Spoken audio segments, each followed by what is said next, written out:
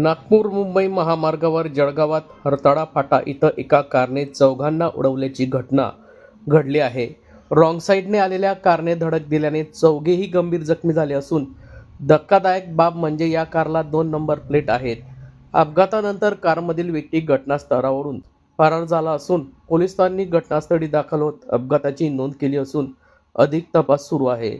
यावेळी जखमींवर उपचार सुरू आहे.